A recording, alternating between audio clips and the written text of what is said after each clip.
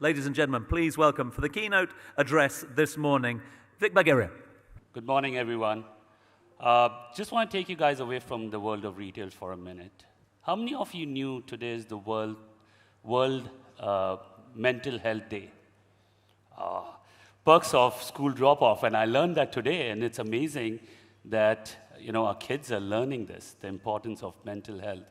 Well, I started reading about it this morning. I'm like really impressed. Well, we're not here to talk about the Mental Health Day. We're talking about the most important and incredible power of data. We all in this room are collecting data on per seconds and are interacting with the data in every part of our life. So it's no rocket science. It's not a secret that data is the essence of our livelihood, and retail being one of the most important of that. I want to start with my personal journey. Like any other entrepreneurs, I have my struggles as well, and I wanted to take a quick minute to share that. So when I started my entrepreneur journey 23 years back with Xpandretail, convincing retailers to collect a basic footfall data was not a walk in the park. Well, some of them were very polite and gave me a time of their life. And some of them hilariously asked me to leave the conference room and said, "Stop wasting my time." I can still remember a comment from a very fine gentleman who's not with us anymore, and the gentleman who gave me his first store as a pilot, told me that I'm in the retail business for 30-odd years and you teach me how to do retail? That's the door, right? So it took me 3 years to get my first pilot project with an international brand that was entering Dubai, opening a store in Deira city center.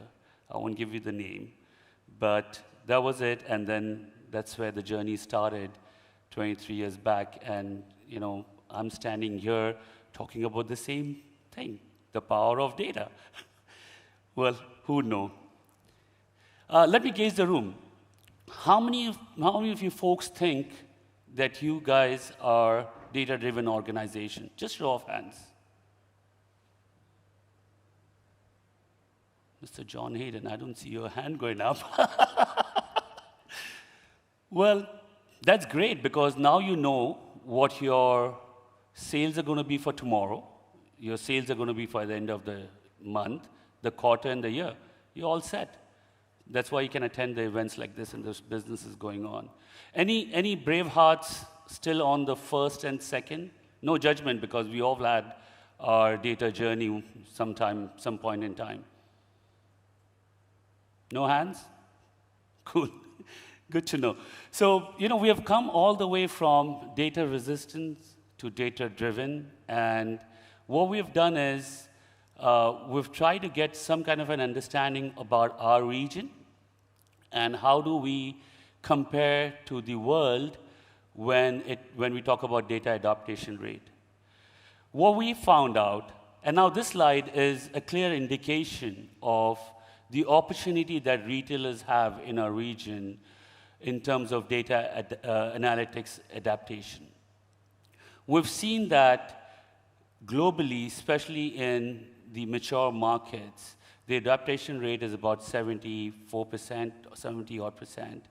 And while we in our region in the GCC are setting at 47%. That's the opportunity knocking at your door.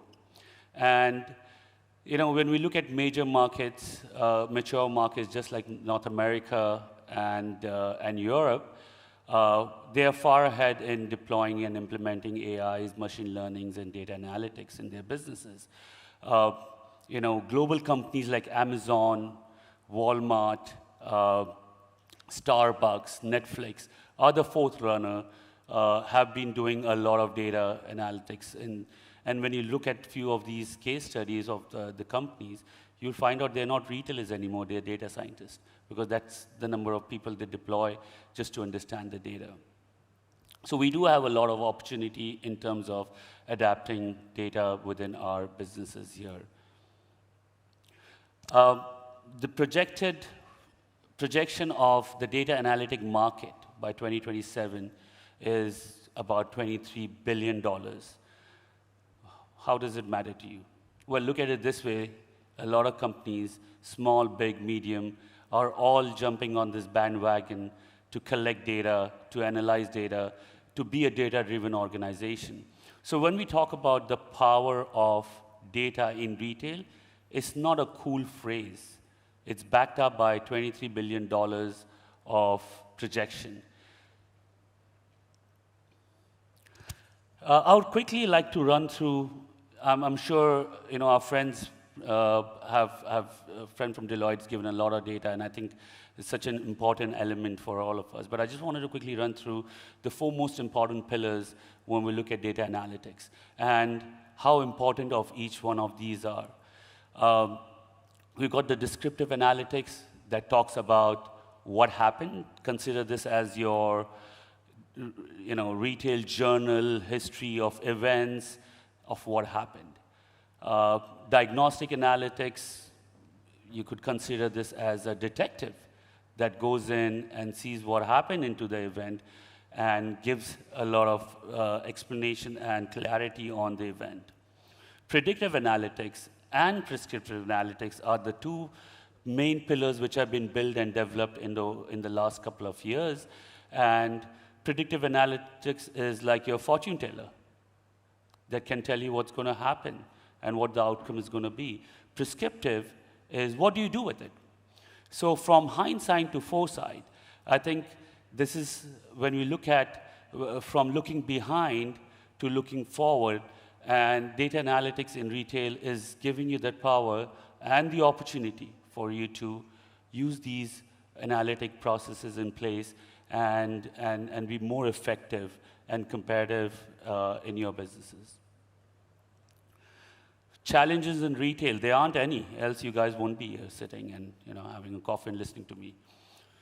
I'm sure there is a lot of challenges, but what we wanted to do is streamline them into some high categories, providing 360 degrees in your customer experience. The word customer experience has been used in MRF for the last 10 years.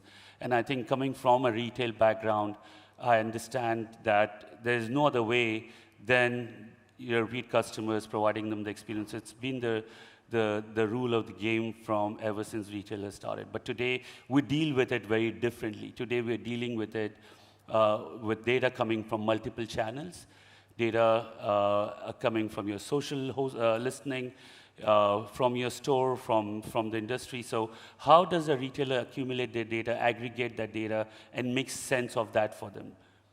One of the most important increasing trends is, obviously, fraud, detecting the fraud in your business,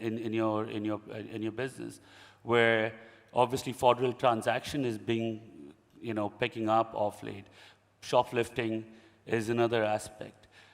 Retailers now have the power to create a model within their system that can give you an indication of sales increase and decrease, and if it goes beyond a certain amount, it raises a flag, it raises an alert, and keeps you updated on what's happened in your store.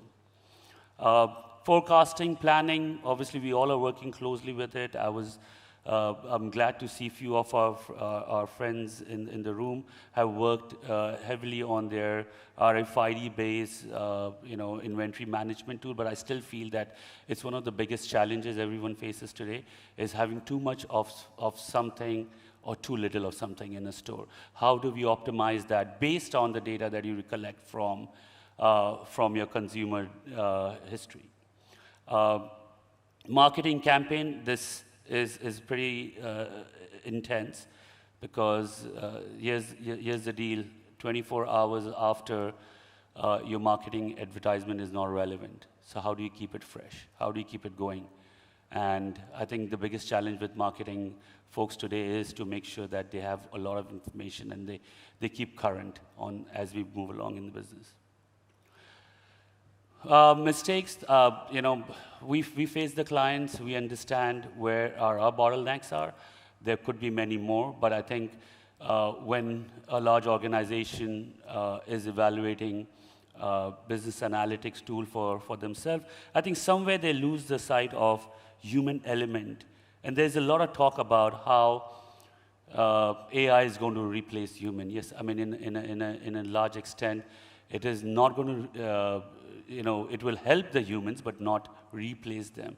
So having a clarity on training your team on how to use the tool. How good is the tool if your team members cannot really actually interpret it, use it, it's not user-friendly. And we see that happen a lot. Decisions are made in all over different silos of the companies and then pushed into the top level to push it down. And it just takes forever for you to create a cumbersome data analytical tool that can be implemented. And today, guys, you just need not more than 15 days to get up and running. The tools are there. The $23 billion market, you got things that you can pick, which is appropriate for your business. Thinking of one size fits all, no, it's one of the biggest mistakes. Oh, you know what, one of these retailers is using ABC software, we want to explore that, or these are using this. I think we all are very unique, the way we run our operation. We need to make sure that we are evaluating a product that is appropriate for our organization and can be utilized for our team to enhance and work efficiently. KPIs keeps changing, the basic ones remain. I think very, very important for the divisions to drill down on their KPIs that talks the mission, strategy, KPIs. So having that aligned within your data analytic tool can be an immense help. And we see that a lot of times, we've got 200 KPIs. Oh no, that's too less, too much, then let's make it 200. Most organizations work on 3 or 4 of them. And how do you bring your entire organization to talk the same story? Building the analytical culture from bottom up versus top down, it's a very cultural thing. It's more to do with how you see your businesses run, your team, your capabilities. A top-down approach is highly appropriate just because of the KPIs that stands most important for the businesses roll down. And that's where we see a lot of organizations miss the ball. Allowing data in silos, if you're one of them who have multiple data laying around in different divisions, don't worry, you're not alone. 34% of the organizations around the world face this, and gradually data building in silos happen. As you grow, you start accumulating those smaller pockets of data. Now, how do you keep that fresh? How do you filter them? And that's the key for data analytics tool. I wanted to dive in quickly on a few case studies that we've worked on. These are not our case studies. We've helped, gotten help from ChatGPT to tell us what's more appropriate. So we are using the Gen AI. Kroger, one of the largest hypermarket departmental store in the US, had identified an operational issue within their businesses where they were not able to convert their queue count, their queuing into quicker sale. They understood that customers come into the store, are not able to find the product. What Kroger did was a few things. One is obviously they started tracking the number of people.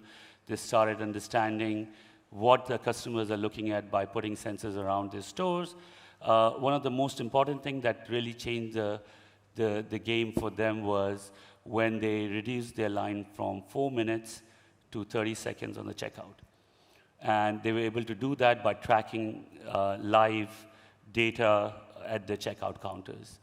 And obviously, the figures are out there. I won't read them, but that's the effect of or impact of data that you see when in this business. They have about 2,700 stores. They've gone ahead and deployed the solution in 2,000 stores. So huge CapEx, but the benefit of the outcome of the CapEx is pretty tremendous. Who knows? I mean, we all know Target. We all know how Target collects their data. And all the data that they collect in, they put it under the guest ID. Now, the data is intense because it's got everything from your income to your age to your preference to the credit card that you use. What they've been able to do with this information is to be able to drill down and understand the buying habit of a customer. And and this is a very interesting case, if you guys have time to read that. One of the instances when they realize that when women are pregnant in their first term, they buy a lot of sanitizers, they buy calcium, magnesium, and they started following that pattern.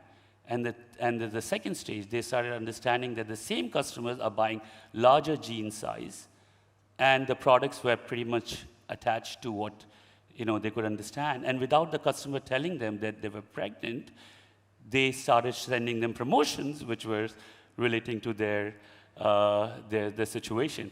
And it's crazy. Look at the bottom line, from $44 billion to $67 billion by customizing, personalizing, and focusing on the consumer behavior and where they are in their part of life. IKEA had a challenge, one of the biggest. I think they have a lot of millions of footfall in the store, online. They wanted to marry that. They wanted to understand how can we create campaigns online and bring them into the store, and they started converting that. Based on their findings, they've created an online campaign called My Kitchen, and based on that campaign, these were the outcomes. Now, I think before I take any further, it's no hidden secret that the benefits of using data analytics touches every single point of retail, from top to down. And from personalization to your strategical data-driven decision making, it's the key ingredient. I want to leave you guys with what we see and how we see the world of data analytics will look like. Actually, it's already there.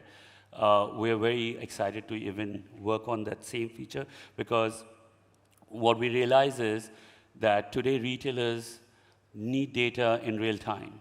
And for them to get that, they need to go through an army of people. They need to go to different divisions. Then they need to go to their marketing division or their analytic division, say, I want to see the data report in a certain manner. So I'm going to leave you with a quick video. But before I do that, any questions? And if you do, I'm here. We're right presenting here, and I'm going to be spending the whole time here.